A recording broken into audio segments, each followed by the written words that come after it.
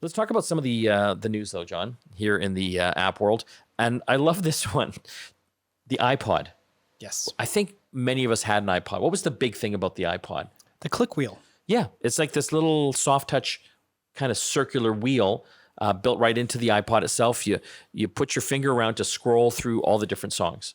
Yes. On it. Yeah, it was fantastic.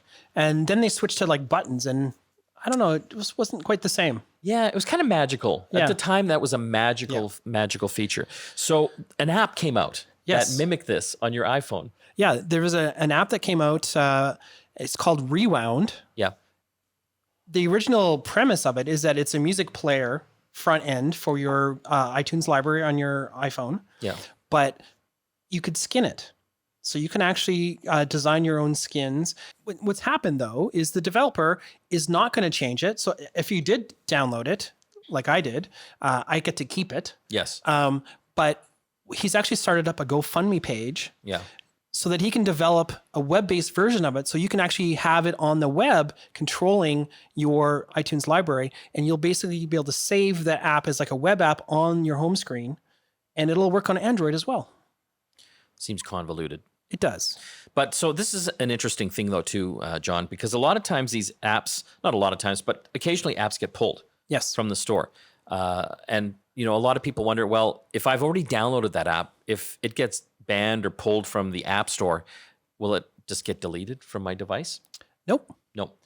The only problem you will have is that when Apple changes their operating system, so there's a new upgrade, that app might become deprecated and not work in the new version. A couple versions of iOS ago, some developer managed to get MAME, which is the multiple arcade machine emulator, onto the App Store. Okay.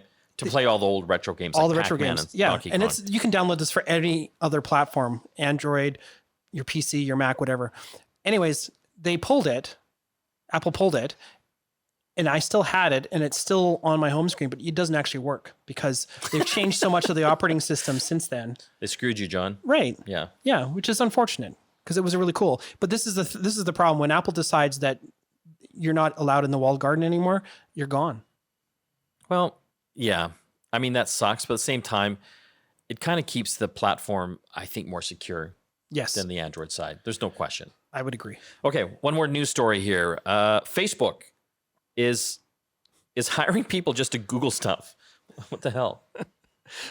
So whenever you flag something as inappropriate or contentious, on any type of article that you see on Facebook, there's be a little icon in the top right corner. If you click on that, it'll ask you, is this legit and all that kind of stuff. What they're doing is instead of actually having a service that goes through and looks through every single thing, they've actually hired people to Google that topic. How do I get this job? I think it's a little below your pay grade. Oh, okay. But basically, it's just as a first human filter before they send some of these more contentious articles to the service that they have internally for vetting these particular types of contentious content. It's an interesting problem, John, because so many people go after Facebook for all the fake news up there.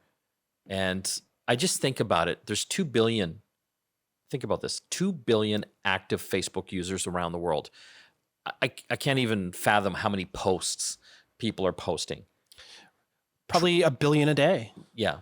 And over time, trillions. Yeah. There is no physical way that Facebook could ever have humans monitor this. Right. Like they have to rely on algorithms and software to kind of vet what it thinks is fake news and what it's not. So, but we've had problems even with our own GetConnected Facebook page where things get flagged inappropriately when it's like, why? Yeah. Like what?